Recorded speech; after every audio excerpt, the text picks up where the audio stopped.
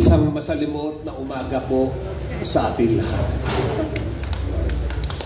Alam niyo ho, ako po ay Bisayang dako. Pero lumaki kami dahil karamihan ng araw, ang hirap ng buhay sa probinsya, sabi masarap ang buhay sa Manila. At naranasan po namin na mas masarap pala ho talaga kahit saan sa probinsya. Naranasan namin makatira, naranasan din ho namin naging squatter. At naranasan ho namin ang kahirapan. At dahil po sa kasabihan ng isang tunay na Pilipino na ang iyong nakaraan ay gamitin mong sandata sa pag-unlad. Nakakalungkot po sa sitwasyon po natin ngayon dahil yung inaasahan natin na maglilingkod sa bayan, siya ngayon ang nagnanakaw sa kaban ng bayan. At gusto sila ang paglingkuran ng bayan. Participant to ako ng EDSA 1, EDSA 2. Saksi po ako sa people's power na sinasabi nung kapanahunan ng tatay na adik na Bongbong Marcos. Bakit ko po masabing adik? Personal knowledge ko po dahil may mga kaibigan ako na personal nilang mga kaibigan at sila mismo nagsasabi na ito po ay lulon sa droga.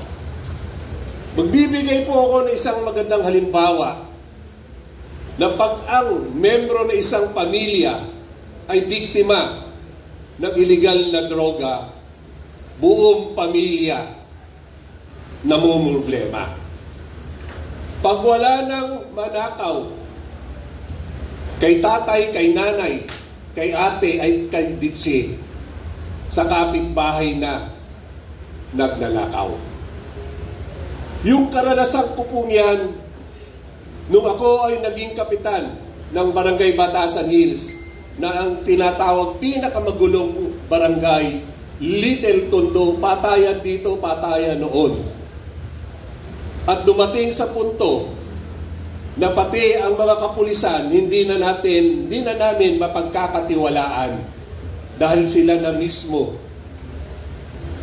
hindi na protektor o hindi sila na rin ang source ng illegal na droga. Dahil isang Bisaya at mayor, yung dating presidente natin, Tatay Digong, ginaya ko po, naglakbay aral po kami doon. Nakita ko na nasa leader talaga ang ikauunlad ng bayan at ng kanyang pinaglilingkurang bayan man o barangay man. Dahil po sa nakita ko na determinasyon ng isang tatay na masasandalan at ipinagtatanggol at walang ibang pinangarap ko hindi magkaroon ng katahimikan, kaunlaran ang kanyang nasasakupan. Ginawa ko po sa aming barangay, true enough po na patino ko ang barangay pong Batasan Hills. Maraming pag ikaw ay lumaban sa katiwalaan at lumaban sa kaayusan, marami hong nagagalit at marami hong nasasagasaan. Ultimo, istasyon ng pulis namin, niralihan ko nung panahong yun. At hindi po ako nagkamali dahil munang naging presidente si Tatay Digong, ang amin pong kapulisyahan na tinatawag ni Tatay Digong noon na mga salot na pulis, galing po yan sa istasyon ko. Sa madaling salita po, Sa sitwasyon, sa panahon ngayon, napakahirap ipaglaban ang katotohanan at kaayusan. Nakakalungkot po dahil pera-pera na lang ang taong nangangailangan. Galing po ako sa District 2, pinakamalaking distrito sa buong bansa. Batasan Hills, Payatas, Commonwealth, Holy Spirit at Barangay Bagong Silangan. Marami hong informal settler. Sa amin po roon, maraming tinatawag na urban poor. Saksi po ako na nagkaroon ng pag-asa ang aming lugar, ang aming kababayan, nung si Tatay Digong ay naging presidente.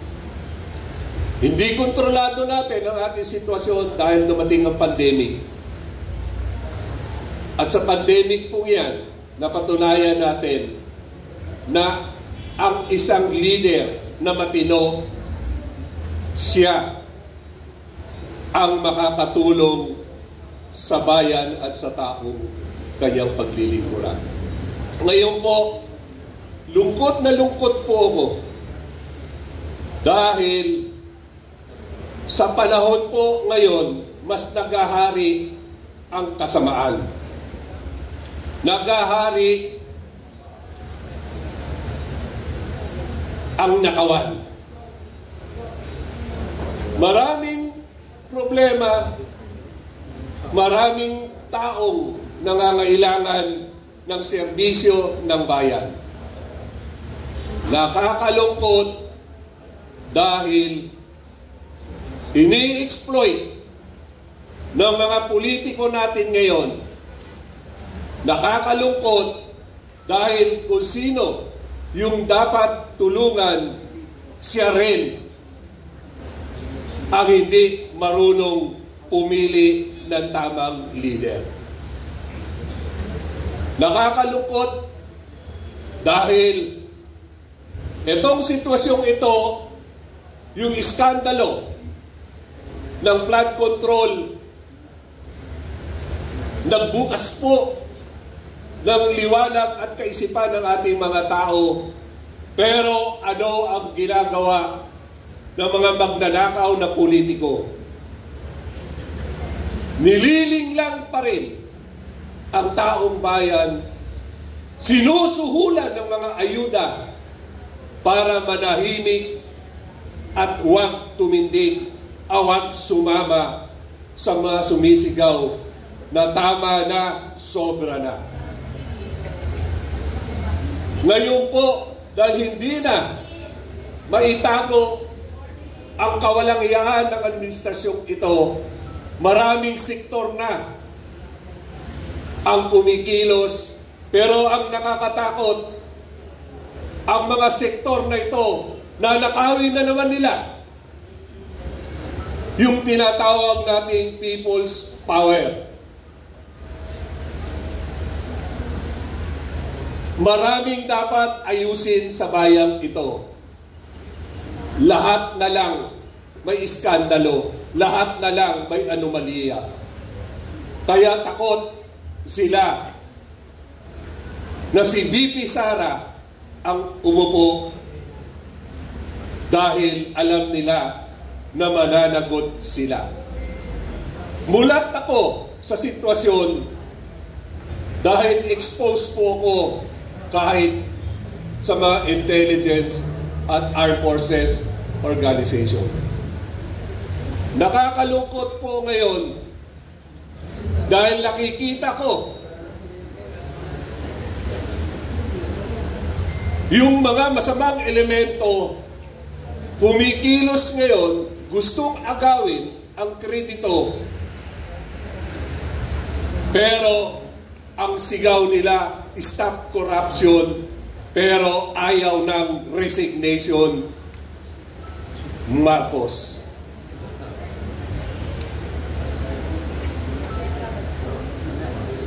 Gusto ko po na ipaalala sa inyo na dahil sa kaganiran ng mga nagpapanggap na leader po natin, nagagamit na naman po ang taong bayan. EDSA 1, ano ba ang dahilan? Napatay, pinatay, Ninoy Aquino. Sino ang suspect number 1? Pamilyang Romualdez, pamilyang Marcos. Dahil sa panindigan ng taong bayan, nagkaroon po ng panawagan ang dating tatay ni BBM ng snap election. Rampant ang dayaan, sumiklab ang taong bayan.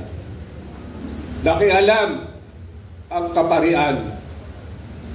Kaya nagtagumpay ang EDSA 1. Pero inaasahan nating pagbabago, nagbago ba? Ako po, sarili kong pananaw, ang dalawang salot sa lipunan at sa bayang ito, kaming mga politiko at ang mga oligarchs na nagpopondo sa mga politiko para masolo ang yaman ng ating bayan. Nakatutok sila sa kontribusyon. Halimbawa na po kay Senador Escudero, nagbigay ng 30 million, allegedly, yung isang kontraktor. Ang hirap kalaban ang mga taong nagpapanggap, ang mga politikong naglililis-lilisan. Alam naman nila lahat yan na walang mananalong national candidate dito, liban kay Marcoleta, na hindi pinopondohan ng mga oligarchs na ito. Sa maliit na milyon, pinalalaki nila. Samantalang daan-daang milyon na binibigay ng mga oligarchs na to, plus paggamit na helicopter, eroplano, at manpower nila. Ang kapalit, dapat priority sila sa negosyo, sa yaman ng ating bayan. Ngayon, eto na naman po yan. Nalulungkot po ako, kumikilos ang ating kaparian, kumikilos. Ay ayaw ko pong gamitin ang makabayan dahil ang makabayan, ito ay mga makomunista. Ang akin hong gagamitin, makabansa, makatao. Dahil po, nakita nila na galit na ang masa. Sila ngayon ay nag-o-organize na isang movement para makuha ang mga ordinaryong tao. Well-funded ang 1 trillion People's Power Months. Kitang-kita po, saksi po ko, nandun po kami sa EDSA nung 21 pong yan. Sa placard pa lang, dala-dala na ng mga service vehicle nila. Placard pa lang, alam mo, may pondo na. Maganda ang design, maganda ang layout, maganda ang frame. Ang ginagamit, makinis na kahoy. Sino may dala? Yung mga makakaliwang party list. Sino ang nag-organisa?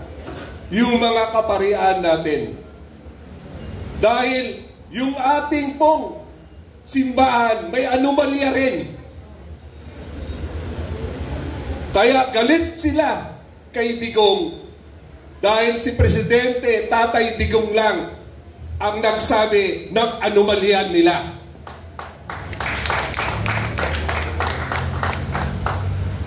Si Tatay Digong, nung mayor ng Davao, sinusuportahan niya ang mga makakaliwang ito dahil naniniwala siya na maganda ang layunin. Nang naging siya ang presidente, nagpatawag siya ng isang kapayapaan.